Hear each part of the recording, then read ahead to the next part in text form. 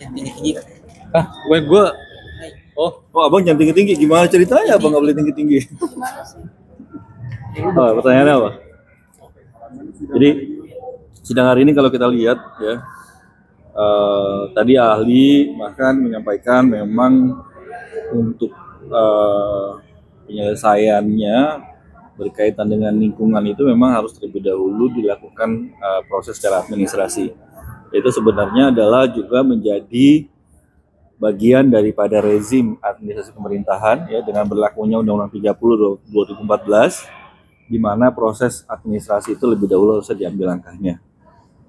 Dan dalam kaitannya dengan kalau itu ada perhitungan satu kerugian yang berkaitan dengan lingkungan, maka itu langkah yang diambil adalah melalui gugatan perdata dengan gugatan 1365 ya, perbuatan melawan hukum.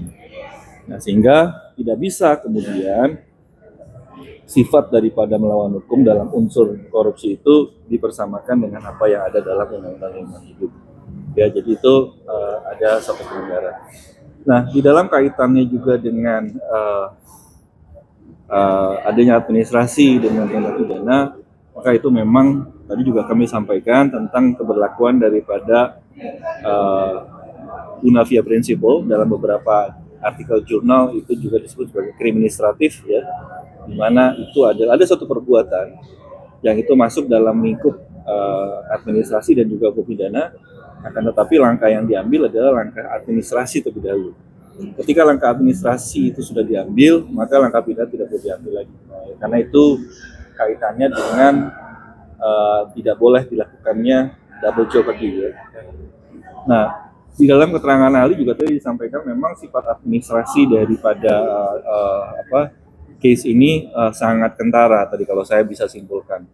Di dalam sisi yang lain ya, tadi terkait dengan pertambangan rakyat, maka pertambangan rakyat yang juga teman-teman lihat ya secara digital itu 2016 Presiden Jokowi menyampaikan untuk akomodasi pertambangan rakyat, dan pertambangan rakyat itu memang bagian daripada kualifikasi atau pertambangan konvensional yang itu dimungkinkan. Dan memang nggak mungkin yang namanya pertambangan konvensional, tadi juga ahli sampaikan, itu menggunakan peralatan yang modern. Dia menggunakan peralatan tradisional, cangkul, dan lain sebagainya. Dalam kaitannya dengan pertambangan rakyat, maka tadi ahli juga menyampaikan itu menjadi tanggung jawab daripada negara ya, berkaitan dengan dampak yang terjadi. Nah, tadi kan juga dibagi ya, dampak itu kemudian ada pemilik IUP ya, lalu juga sampai pada tanggung jawab negara. Nah, kita lihat di situ misalkan kalau misalkan polluters pay pollution gitu ya, pollutionnya, maka kalau misalkan itu pertambangan rakyat yang begitu banyak, itu ada ribuan pertambangan rakyat, ratusan ribu pertambangan rakyat, maka berapa banyak yang harus itu dilakukan.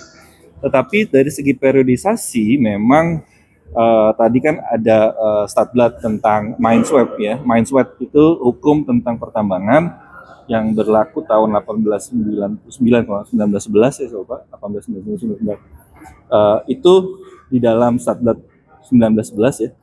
Itu juga disampaikan tentang bagaimana kemudian tentang perizinan. Jadi praktik daripada pertambangan yang tadi disampaikan oleh ahli juga itu memang sudah dilakukan semenjak zaman kolonial, di mana sifat daripada pertambangan pada masa periodisasi kolonial itu bersifat eksploitatif dan monopolistik.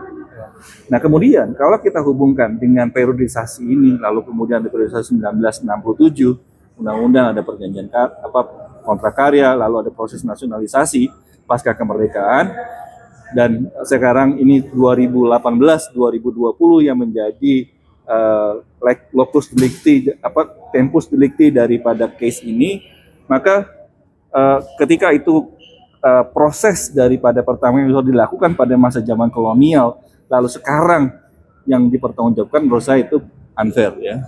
Nah, ini yang juga harus juga dipahami.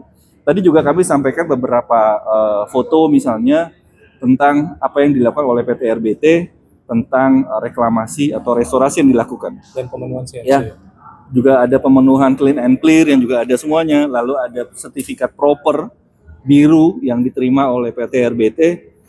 Itu menunjukkan bahwa memang secara analisis atau evaluasi lingkungan hidup terkait dengan praktik yang dilakukan oleh PT RBT pada rentang waktu PT RBT melakukan pertambangan ini, juga dalam kaitannya itu juga pengelogaman itu sudah comply dengan asas-asas daripada lingkungan hidup. Karena itu yang diberikan sertifikat proper tadi. Yang pasti sebenarnya kalau kita lihat ya dari tadi teman-teman media lihat, banyak hal yang terklarifikasi terkait dengan isu-isu dari pertambangan.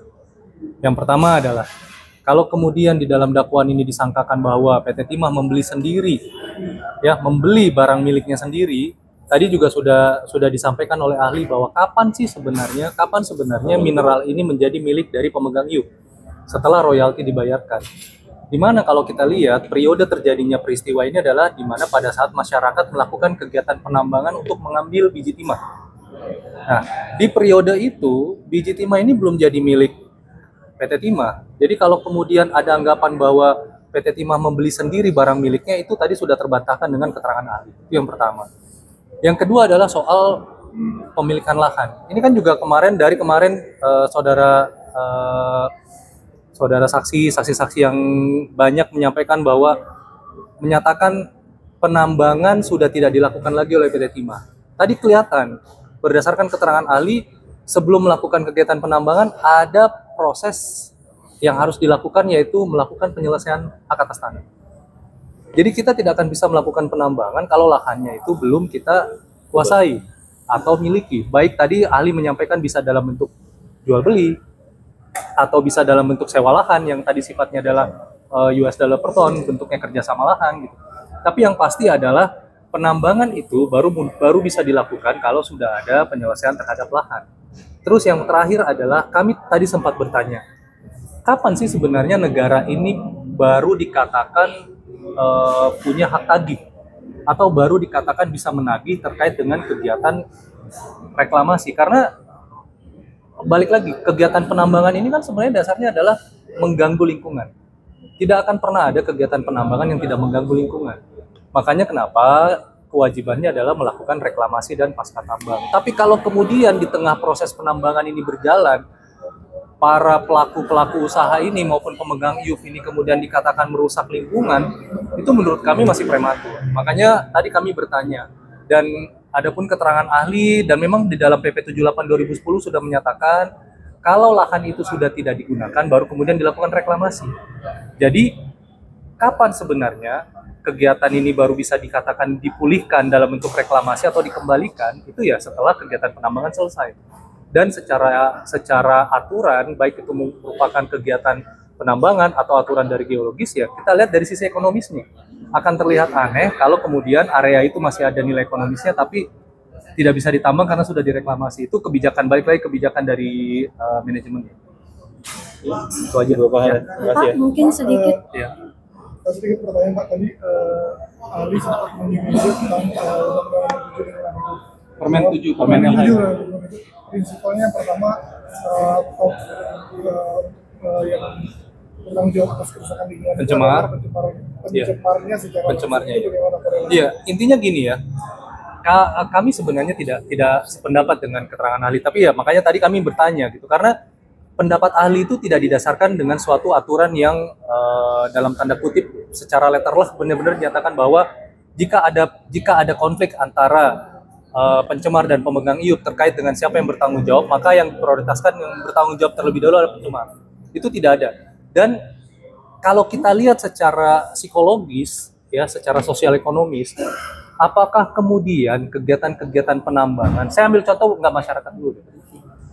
Kalau kontraktor yang ditunjuk oleh pemegang IUP, kemudian ternyata melakukan kegiatan yang dianggap mencemarkan, apakah kemudian kontraktor itu yang harus bertanggung jawab?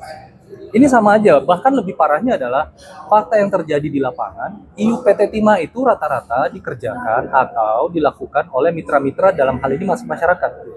Karena itu balik lagi tadi, di dalam aturannya memang diperbolehkan demi peningkatan kesejahteraan masyarakat diperbolehkan untuk melakukan kegiatan penambangan. Ya, dengan memenuhi izin-izin tertentu ya. Maka kemudian jika dinyatakan oleh ahli bahwa yang bertanggung jawab secara prioritas itu adalah pencemar, bagaimana dengan nasib masyarakat yang jumlahnya ratusan ribu ini? yang selama ini telah melakukan kegiatan penambangan di IUP PT Timah. Terkait tas 80 yang mewah itu gimana? Dan juga HP mewah-mewah setiap tahunnya yang diberikan itu gimana? Intinya seperti ini ya, tadi di akhir persidangan kan kami sudah sampaikan ya, Bang, ya, bahwa kami memohon untuk aset-aset yang tidak terkait atau yang tidak masuk dalam dakwaan, kami memohon supaya itu dilepas sitanya. Dan tadi majelis hakim juga sudah menyatakan akan mempertimbangkan. Ya, seperti itu. Jadi sampai saat Kami menunggu putusan dari majelis hakim. Baru Permohonannya baru kita ajukan. tindak lanjut dari sidang yang lalu. Iya. Jadi Pak Harvey sampai saat ini belum pernah ngasih barang mewah tas berpadu itu gimana? Belum pernah ngasih barang mewah. Yang kasih Nah, teman-teman kan sudah dengar kemarin keterangan dari Bu Sandra ya. Jadi silakan disimpulkan sendiri. Ya. Oke. Terima kasih. Ya, jadi intinya gini, untuk yang barang-barang yang di dalam surat dakwaan tidak ada tapi ada di dalam berita acara penyitaan, dan barang-barang yang dirasa oleh pemiliknya itu bukan merupakan tindak pidana, bukan berasal dari hasil tindak pidana, maka kami tadi sudah mengajukan permohonan. Ya, tapi kami menunggu kebijaksanaan dari majelis hakim untuk memutuskan seperti itu. ada bukti kuatnya nggak Pak? Intinya adalah kami mengajukan permohonan aja. Dan Sandra Dewi pun itu konsisten bahwa itu dari endorse. Ya, seperti yang kemarin sudah disampaikan ya, karena itu kan apa yang saksi sampaikan itu adalah apa yang dialami, dia dengar dan dia rasakan sendiri ya. Jadi masalah kalau ditanya bagaimana kemudian itu bisa dinilai, majelis hakim yang bisa menilai dan memutuskan. Oke? Kalau untuk dikonversikan ke rupiah gitu berapa sih total? Aduh, saya nggak bisa jawab kalau itu.